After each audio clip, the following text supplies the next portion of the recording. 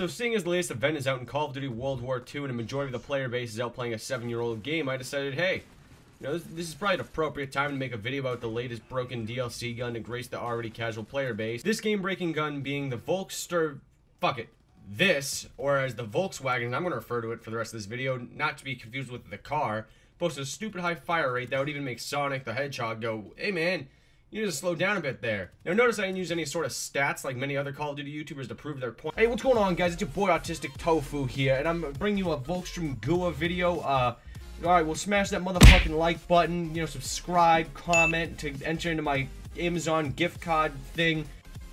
You need to stop everything. What are you doing with your life? Look at you, sitting in front of a computer with Cheetos crumbs all over your fucking shirt. You're dirt to me. You're disgusting.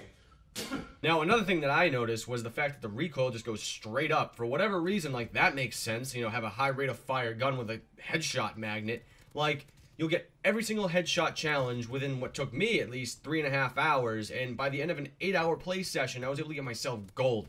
And the problem is, you'll win any and every gunfight, like, at all, to just pretty much put yourself at the top of the leaderboard, just sipping a cup of tea, just gloating at the guys below you. Get good, noob! And that's coming from the most mediocre Call of Duty player ever. For those of you who don't know, by the way, the Volkswagen was actually planned in early game files. I believe the beta game file someone found it, meaning the studio had intentions to put this gun into the game until what I would assume Activision stepped in and said, put that money.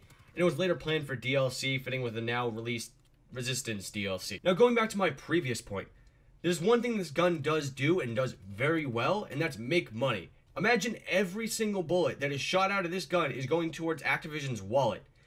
Like, this thing will never get patched or even see a proper patch if it does ever get one. Now, some of you are probably trying to halfway in the middle of the comment section ranting to me about how stupid I am and that they'll patch it. Let me say this, they won't. I went back to previous Call of Duty games and found some of the other DLC weapons that I found stupid broken or really overpowered are still really overpowered. So they won't fix it because guess what? It doesn't make them money. You're not going to buy a gun that won't make them any sort of money, like, because if you're going, well, that's a garbage gun, well, you're not going to try to get it, are you?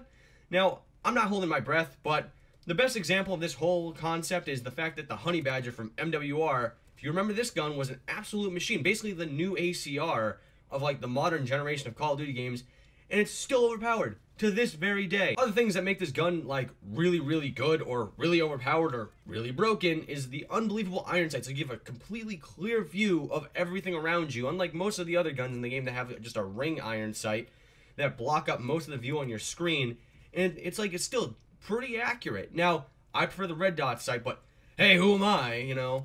The red dot sight I feel like gives me more of like just a laser gun the whole way through, even if I add a grip to it. Also, extended mag makes this gun pretty much like an LMG, like AR, SMG hybrid. Now, finally, my biggest complaint is the fact you don't really need a grip.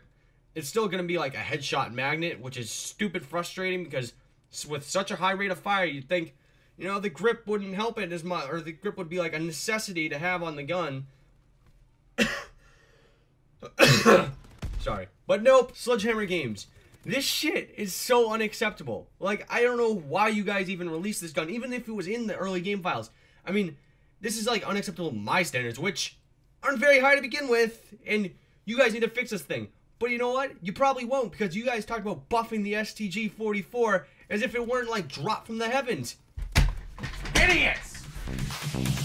Life's like a road that you travel on. There's one day here and the next day gone. Sometimes you bend, sometimes you stand, sometimes you turn your back to the wind. There's a world outside every darkened door where blues won't haunt you anymore. Where the brave are free. All you need to know about these shotguns is one thing and one thing only. It's cash. Cash, baby, cash.